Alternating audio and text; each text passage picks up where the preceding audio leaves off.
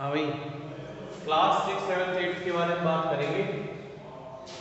ये इस प्रकार से है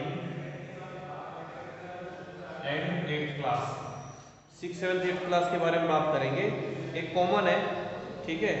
आज हम बात करेंगे ग्रामर सेक्शन। हम स्टार्ट कर रहे हैं, तीनों क्लासों में कॉमन क्लासें एक साथ शुरू हो रही है। इसमें हम बात करेंगे द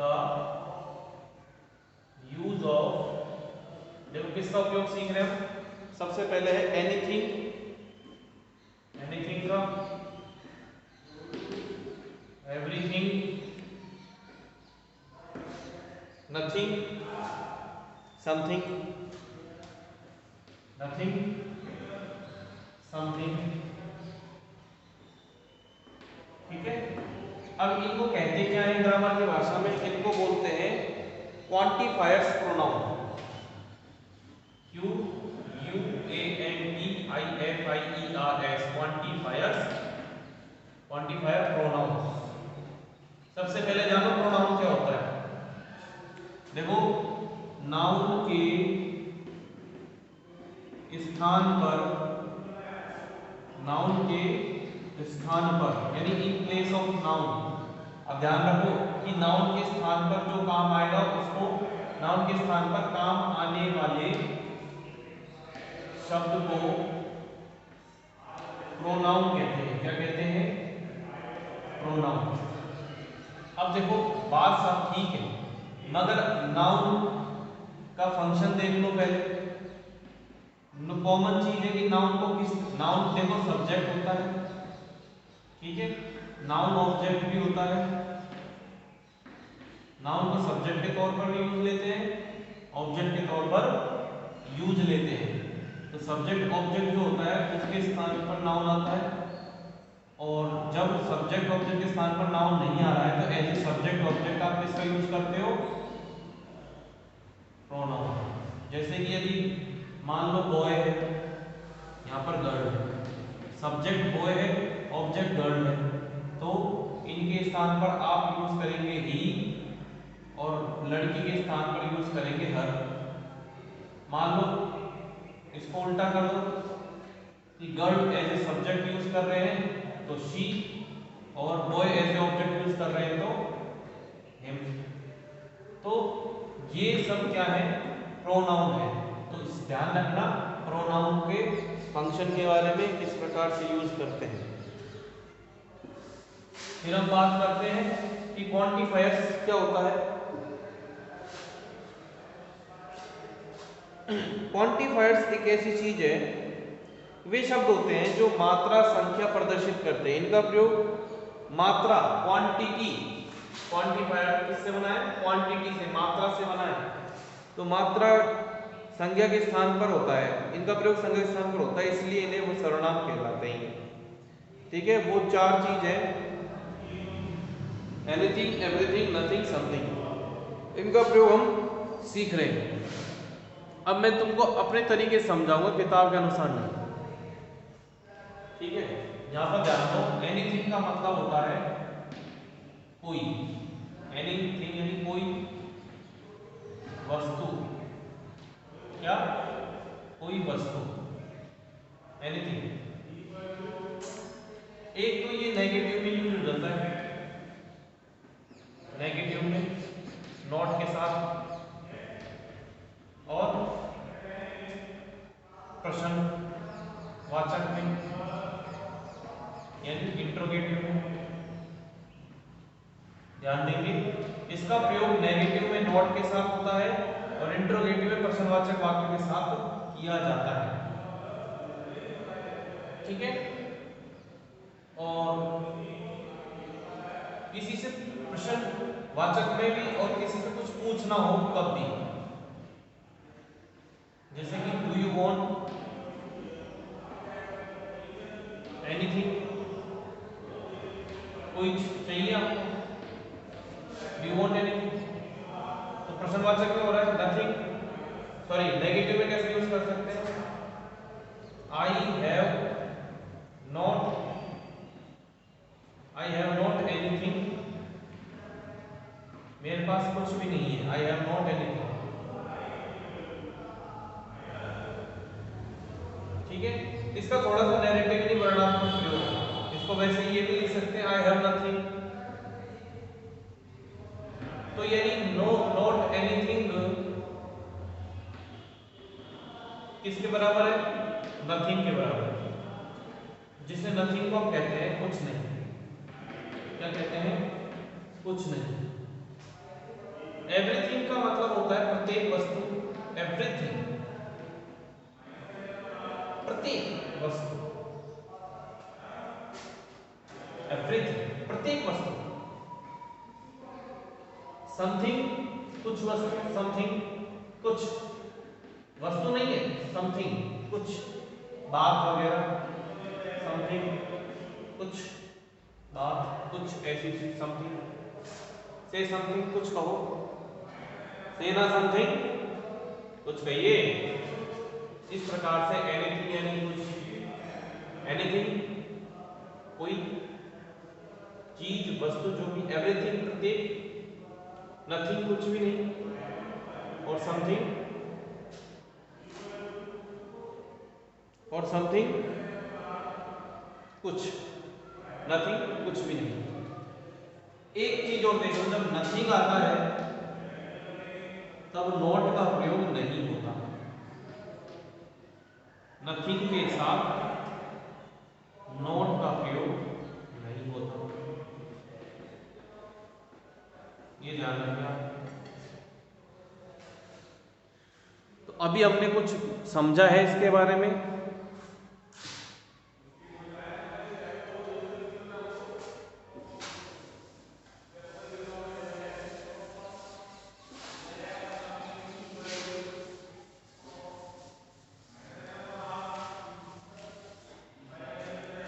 फिर एक इसमें जो दे रखा है प्रश्न नंबर, एनीथिंग मतलब कुछ भी, ठीक है, तो ये चीज बता दी। एवरीथिंग के बारे में बात करें, एवरीथिंग इसको ज्यादातर हम पॉजिटिव, सकारात्मक वाक्यों में स्टेटमेंट वगैरह कुछ ऐसे देने के लिए, बातें कथन करने के लिए एवरीथिंग पॉजिटिव वाक्यों में देते हैं। ध्यान रखें इसका हिंदी अर्थ ही आपको सही से स्थान तक पहुंचाए, ये ध्यान रखें। बाकी नथिंग समझा दिया आपको।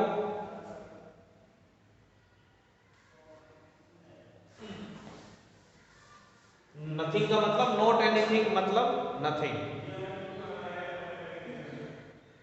तो किससे समझे आपने, तो ध्यान रखें एनीथिंग तो होगा प्रश्न में, और नॉट एनीथिंग होगा इसका मतलब, नॉट एनीथिंग मतलब नथिंग होगा, तो नेगेटिव वाक्य में,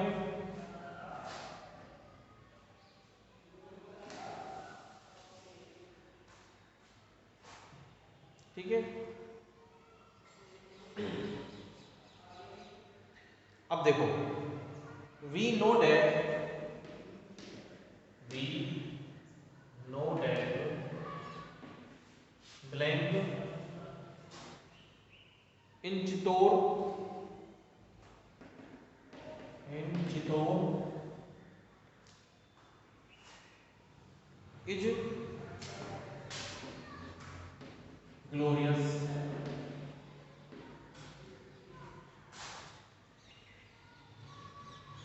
वी नो दैट, हम जानते हैं कि खालिस्तान चित्तौड़ में कुछ भव्य है।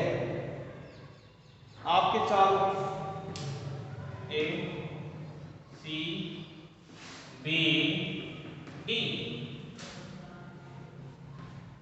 ठीक है, पहले में है नथिंग, दूसरे में एवरीथिंग, समथिंग,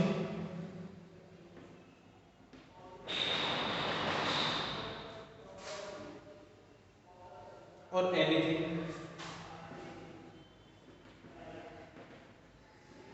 ठीक है। अब इसमें आएगा क्या, ये बताओ,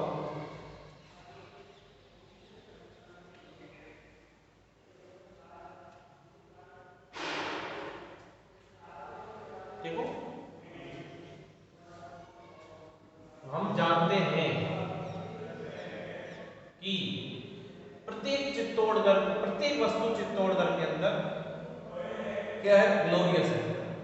एवरीथिंग का मतलब देखो आंसर है एवरीथिंग। हम जानते हैं कि प्रत्येक चीज जो चित्तौड़ के अंदर है वो ग्लोरियस है, भव्य है। इस प्रकार से अब देखो इसका मतलब कि all things of Chittor are glorious. All things of Chittor are glorious. ठीक है, अब हमने इसको कैसे लिख दिया, everything of Chittor is glorious. बस ये फर्क है। कहने का मतलब यहां पर भी सभी वस्तुओं से ये, इसका मतलब कि सभी वस्तु से एक एक, इसका मतलब है कि एक एक वस्तु, सारी एक एक वस्तु चित्तौड़गढ़ की ग्लोरियस है। जहां पर आप सभी चीजों के बारे में बात करते हैं, एक एक वस्तु के बारे में बात करते हैं, ध्यान एक एक वस्तु के बारे में बात करते हैं तो एवरीथिंग का प्रयोग, और एवरीथिंग के साथ हम इज का प्रयोग यानी सिंगुलर वर्ब का यूज, सिंगुलर वर्ब का यूज करेंगे। सिंगुलर वर्ब कौन कौन सी होती है, आई, जरी, इज, इसके साथ वाज, ठीक है, और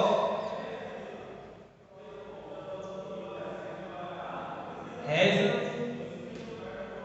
पास्ट में तो देखो, प्रेजेंट में तो हैज है, वर्ब की फर्स्ट फॉर्म प्लस एसीएस है, ठीक है, हैज है, ठीक है। फ्यूचर में विल यूज कर सकते हैं और विल यूज करेंगे, और पास्ट में जो सिंगुलर है वो वाज है। इसके अलावा सेकंड तो सबके साथ यूज होती है, हैड सबके साथ यूज होता है। इज वर्ब की फर्स्ट फॉर्म प्लस एसीएस और हैज का प्रयोग इसके साथ किया जाएगा प्रेजेंट टेंस में। ये तो प्रेजेंट टेंस में हो गया। पास्ट में वाज यूज हो सकता है एवरीथिंग के साथ, या यूज होता ही है, सेकंड फॉर्म यूज होती है, हैड प्लस वर्ब की थर्ड फॉर्म यूज होती है। उसी तरह फ्यूचर में विल का प्रयोग हो सकता है, विल के साथ बी आ सकता है, विल के साथ वर्ब की फर्स्ट फॉर्म आ सकती है, विल के साथ हैव भी हो सकता है, विल के साथ हैव बीन भी हो सकता है। That is your everything. ध्यान दीजिएगा।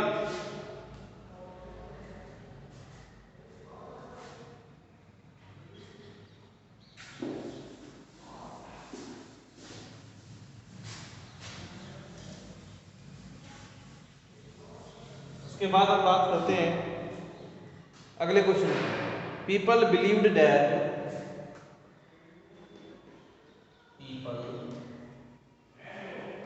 Believed that, people believed that blank blank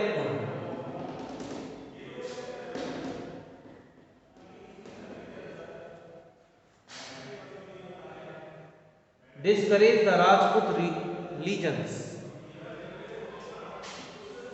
discourage the Rajput legion।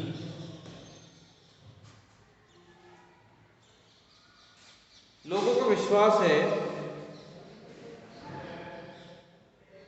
कि राजपूतों का ये जो नहीं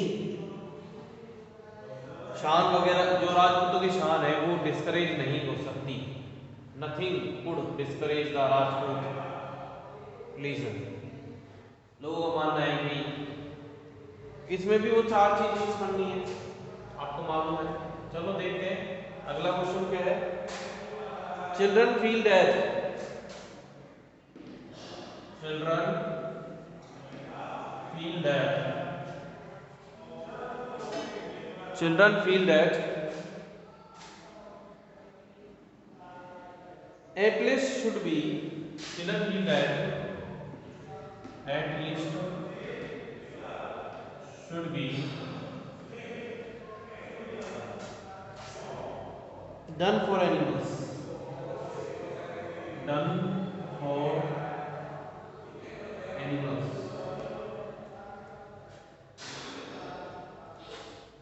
the animal thought that, the animal thought that, the animal thought that could happen anything anytime, could happen anytime with them, with them। पांचवा है animal plan that, animal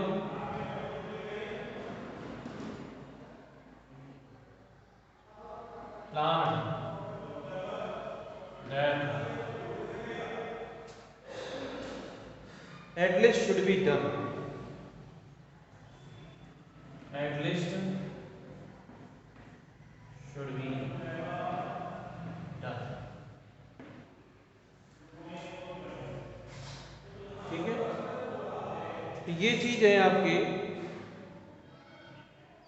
तो first आपने भरी दिया था, सेकंड में आएगा नथिंग,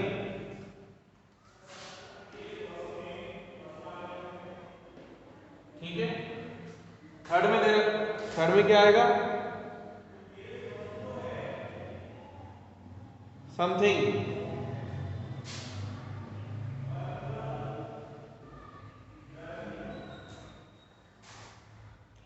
फिर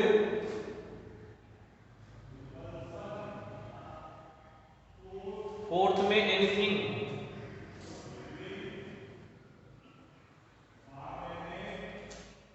और फिफ्थ में आएगा समथिंग।